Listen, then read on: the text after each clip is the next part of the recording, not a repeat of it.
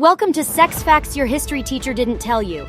Get ready to uncover the hidden secrets of human sexuality throughout history. So get ready for an eye-opening journey through history, where we'll uncover fascinating sex facts that your teacher didn't tell you.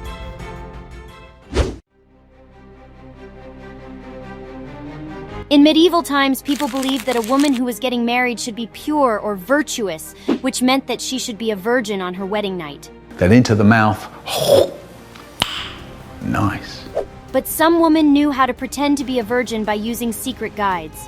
One book states, "The day before her marriage, let her put a leech cautiously on her labia. Then blood will flow out here, and a little crust will form in that place. In having intercourse, the false virgin will bleed and deceive the man." Nice trick anyway.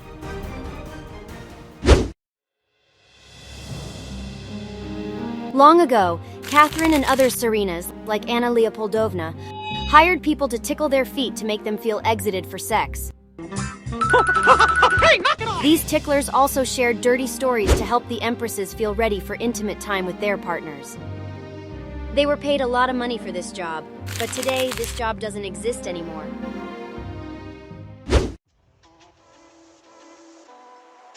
Get ready for this one! In ancient China, around 1200 during the Jin and Song eras, people used goat eyelids as cock rings. And get this, they even left the eyelashes on for an extra wild ride. Can you believe it? And guess what? You can still find natural goat eye cock rings for sale online today. Yikes, count me out.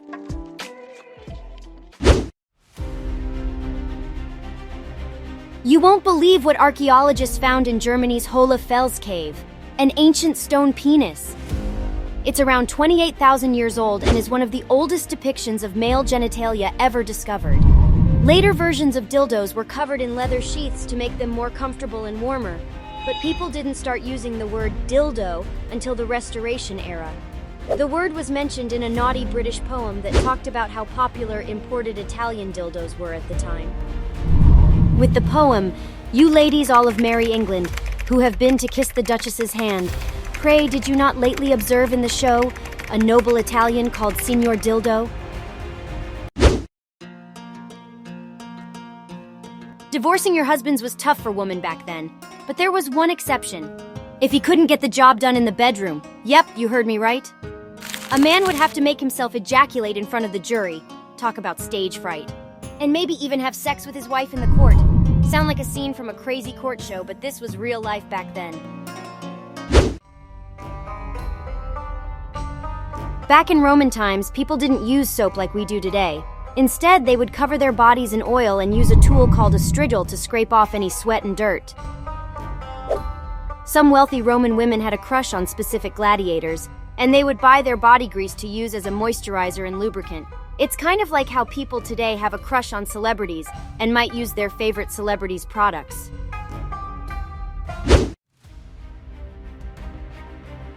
Did you know that people 100 years ago weren't as prudish as you might think? As soon as cameras were invented, people started taking nude photos and selling them as postcards. It's so interesting how it works. Some of the photos even showed people having sex and exploring non-traditional sexual practices like lesbianism. Just imagine accidentally sending one of those postcards to your mom. Talk about embarrassing.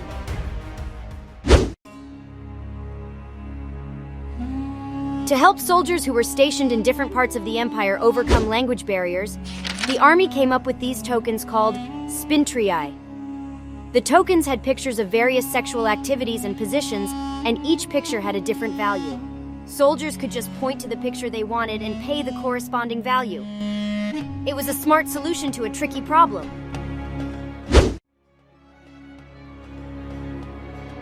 During the Victorian period, women's anxiety, irritability, and nervousness were seen as a serious problem. Doctors found that these symptoms could be temporarily relieved with a pelvic finger massage that would induce a hysterical paroxysm. Well, actually is just a fancy way of saying an orgasm.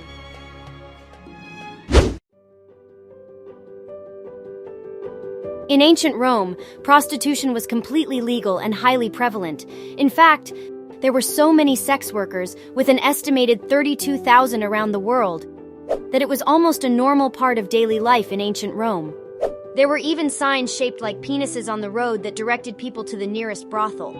People were so interested in engaging in sexual activities that if brothels were open in the morning, no one would go to work.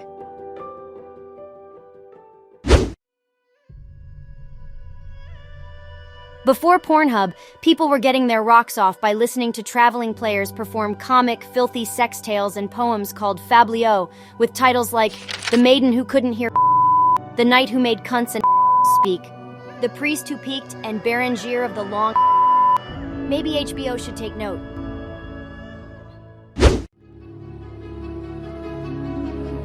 In the 1700s, people liked going to sex clubs, and one of the most famous ones was called the Beggar's Benison in St. Andrews, Scotland. Members would get together to read forbidden books and have sex with girls who wanted to. When someone became a new member, they had to do a strange ritual where they masturbated into a bowl that they all shared, and then drank out of a glass shaped like a penis.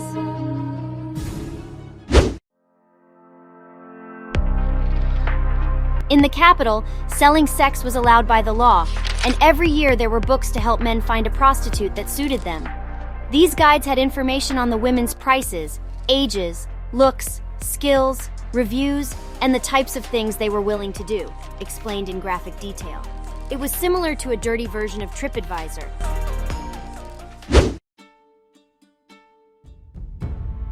Le Chabanais was a fancy brothel in Paris that was very popular in the 1880s. Bertie, who later became King Edward VII, liked to visit it a lot. He spent so much time there that they made a special love seat for him to use while he had sex with French women. The love seat was designed to support his heavy weight. There is a picture of it. If you like this kind of content, please give us a thumbs up, comment what do you think about this, and subscribe to support our channel. We will give you better and informative content just for you. See you in the next video.